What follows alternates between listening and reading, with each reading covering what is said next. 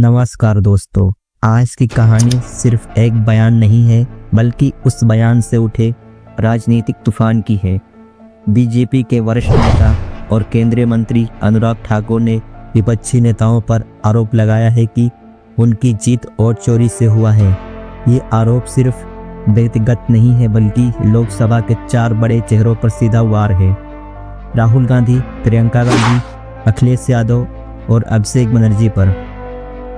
इस कहानी में बीजेपी के आरोप हैं और लोकतंत्र की जड़ें हिला देने वाला विवाद है, और विपक्ष की प्रतिक्रियाएं हैं और चुनाव आयोग पर सवाल भी है।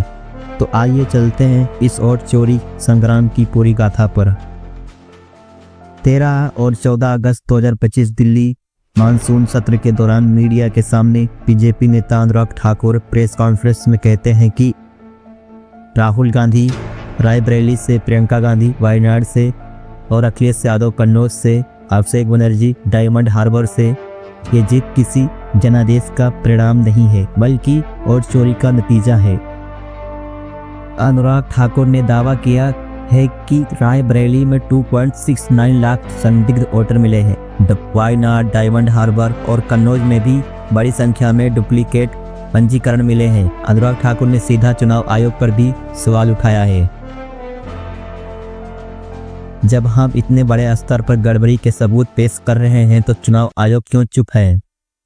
2024 के लोकसभा चुनाव के बाद विपक्षी दलों ने लगातार ईवीएम, वोटर लिस्ट और चुनाव आयोग की कार्यशैली पर सवाल खड़े किए थे। अब 2025 के मध्य में बीजेपी ने वोट चोरी का पलटवार किया है। बीजेपी के आरोप के बाद कांग्रेस ने प्रेस कॉन्फ्रेंस बुलाई। पवन खेड़ा ने कहा कि अनुराग ठाकुर ने साबित कर दिया कि बीजेपी और चुनाव आयोग के बीच मिली भगत है। पवन खेड़ा ने यह भी कहा कि चुनाव आयोग इलेक्ट्रॉनिक वोटर लिस्ट विपक्ष को नहीं देता है, बीजेपी को देता है।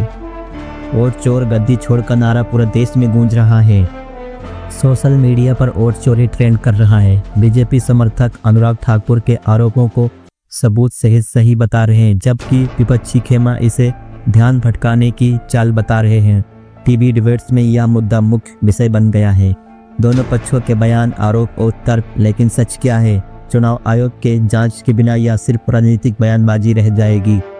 लेकिन एक बात तय है, वोट चोरी का ये विवाद आने वाले महीनों में भारतीय राजनीति का सबसे गर्म मुद्दा बन जाएगा। और जैसे जैसे चुनाव करीब आएंगे यह नारा और तेज होगा, चाहे सत्ता पक्ष हो या विपक्ष हो। लोकतंत्र में आरोप लगाना आसान है, लेकिन सच्चाई साबित करने के लिए पारदर्शिता और सबूत सबसे बड़ा हथियार है। दोस्तों, अब जब आपने पूरी कहानी सुनी, एक तरफ सत्ता पक्ष के बड़े नेता का सीधा आरोप और दूसरी तरफ विपक्ष का पलटवार, तो सवाल उठता है कि असली सच्चाई क्या है? क्या वाकई लाखों फर्जी वोटरों ने नेताओं की किस्मत बदल दी, या सिर्फ राजनीतिक हथकंडा है? भारत दुनिया का सबसे बड़ा लोकतंत्र है। यहाँ हर वोट सिर्फ एक कागज का बटन नहीं है बल्कि 140 करोड़ जनता का भरोसा है।